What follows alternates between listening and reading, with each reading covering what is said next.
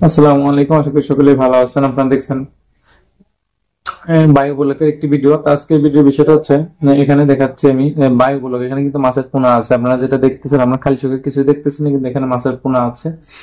বায়ু গোলক এইভাবে করতে হয়, আর এটা করাটা খুবই ব্যয়বহুল বা অনেক খরচার একটা বিষয় থাকে। দেখেন পানির লেভেল করতেছেন একজন, অপারেটিং করতেছেন, সে কিভাবে মানে কোনটাতে কতটুকু পানি রাখতে হবে, কি পরিমাণ, এই বিষয়টা কিন্তু সে মেজারিং করতেছে, দেখতে পাচ্ছেন। আর এই পাশে বাচ্চা ফোটানোর প্রসেসিং এ আছে।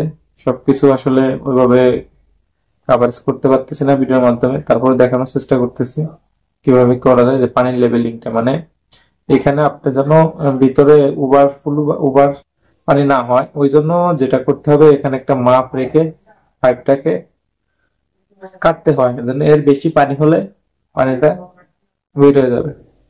এইভাবে কিন্তু করা।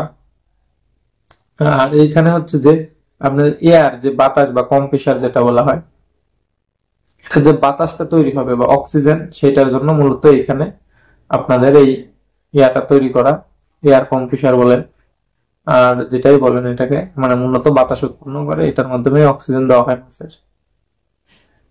দেখাচ্ছি আমি, জিনিসটা দেখতে থাকেন। আর উপরে কিন্তু এই যে উপরে দেখলেন তো, উপরে কিন্তু নেট দেওয়া, উপরে নেট দেওয়া আছে।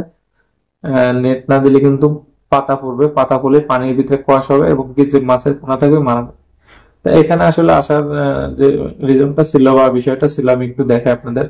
আর একটা বিষয়, এখানে কিন্তু 24 আওয়ার্স কারেন্টের লাইন থাকতে হবে, অর্থাৎ জেনারেটর থাক, আইপিএস থাক, যেভাবে হোক বিদ্যুতের লাইন 24 ঘন্টায় থাকতে হবে, যেন 5 সেকেন্ডের জন্য যেন কারেন্ট না যায়, তাহলে কিন্তু সব শেষ। এখানে এই যে আমরা একটা নতুন আইপিএস, এখানে আইপিএস ইনস্টলেশন করলাম, অর্থাৎ এখানে আর কি ফিটিং দিলাম যে ওনার এই মেশিন গুলা এই আইপিএস দ্বারা চলে কিনা, সেই বিষয়টা আমরা এখানে নিশ্চিত করতে আসছি। তো এখানে অবশ্যই লাইনটা থাকতে হবে, উনি জেনারেটর আইপিএস সব রেডি রাখছেন, কোন সময় কোনটা লেগে যায়। তা এই জন্য কারেন্টের লাইনটা খুবই জরুরি। বায়ুগুলো করতে হলে কিন্তু আপনার অবশ্যই অক্সিজেন প্রয়োজন হবে বা হাওয়ার লাইনের খুবই প্রয়োজন হবে। তা ভিডিওটার বিষয়ে যে কোনো বিষয়ে জানতে কমেন্ট করতে পারেন। ভিডিওটি ভালো লাগলে চ্যানেলটি সাবস্ক্রাইব করে সাথেই থাকবেন। ধন্যবাদ।